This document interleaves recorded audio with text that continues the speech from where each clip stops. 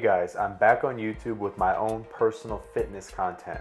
I want to jump into today's workout about my shoulders and then fill you all in on what I've been up to and all of the adventures that I've had in my own video making career. But that'll be on next week. But right now I just want to jump into the workout and get this video up and just kind of kickstart my YouTube channel again. So, shoulder training. My delts are not as pronounced as I would like them to be. This has always been the case for deltoid development for myself. So I'm changing my approach to delt training, however, keeping the same overload and intensity principles. This workout and many workouts in the future, I'm going to really focus on and hit the presses hard and all the lateral movements hard. I did shoulder machine press and then a combo superset of upright rows with side dumbbell laterals. I followed that up with a cable lateral combo, which I went in front of my body and then behind my body, cable laterals. And then I supersetted all of that with another machine press, and then followed that up with 5 sets of hexagon bar shrugs and cable rear laterals.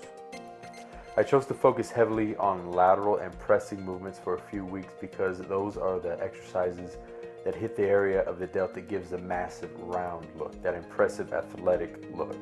All right, how I hit these exercises. Now, unfortunately for me, I don't have the best mind-muscle connection with my shoulders as I do with my bicep. So, say for instance, I'll do a bicep curl just to warm up. I will get a pump with one set. That's not the case for my shoulders. I have to really warm up and be strategic how I execute all of my delt exercises.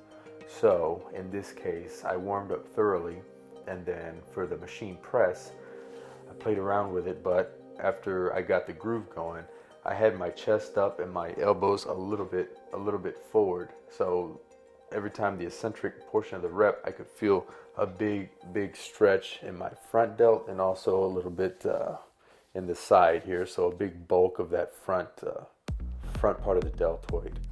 So once I found the groove, I did a pyramid of 4 sets, increasing weight each set, and in the final 2 sets, I would use my max weight and then drop it down and then follow that up with another 10 reps where I can really feel the eccentric portion of the rep and it's stretching and burning.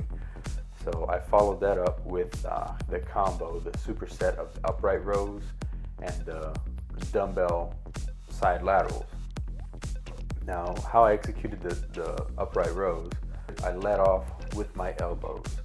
So, I mean, you can even try it without weight. You're just standing straight up with your chest up.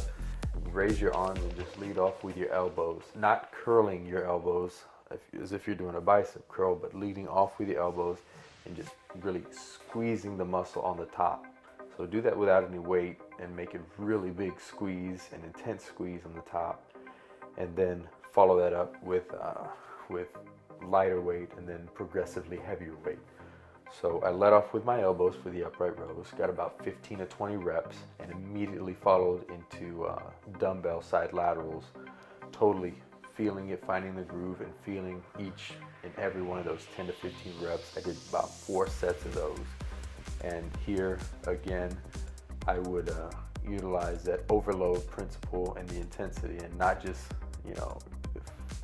if I would reach full range of motion failure at about 12 reps, then I would utilize 3/4 rep and then half rep, partial rep, just to prolong the intensity and really feel the muscle working.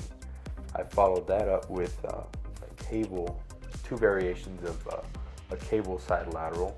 One was in front of the body, the other was behind the body. Each one kind of stretches the side delt, the lateral delt in a different way. At least that's the way I feel it. So I would do about 10 to 12 in the front, 10 to 12 in the back, and then the other arm 10 to 12 in the front, 10 to 12 in the back, and then follow that up with machine presses to you're focusing on, again, the eccentric portion, stretching the muscle. For the cable side laterals, the stretching would come from keeping my chest up and slowly bringing my arm back across my body or back behind my body. And of course, with the presses, the eccentric is keeping my chest up elbows forward, and slowly stretching the muscle as I lowered the weight. So I followed that up with the trap movement with the hexagon bar, which I actually really felt. And I'm going to continue to use the hexagon bar because I felt it. And then I followed the trap movement up with the rear delt movement of the cable rear laterals, making sure to squeeze my rear delts. So I guess the takeaway point I would like to make here is, for me myself, my delts are not my strongest part. So I'm not just keeping doing the same thing. I'm analyzing my workout and say, okay, I need to try maybe a couple of compound pressing movements and a few lateral movements, which make up for what I think is responsible for getting the 3D delt look. And then just the overload and intensity principles, along with proper nutrition. So you put all that together, and then just speak it into existence and say, this is what I want. I'll be successful at it every morning, and then just make it priority, and then it'll happen. Try this workout out. If you're not particularly strong in the delts yourself, make sure to warm up properly. Let me know how it goes. And then if you're interested, check back next week and see what I've been up to with production for muscular development, and now with my new team at Gas, Better Bodies, and Destination. So this is Nick Del Toro signing off. I'll see you next week.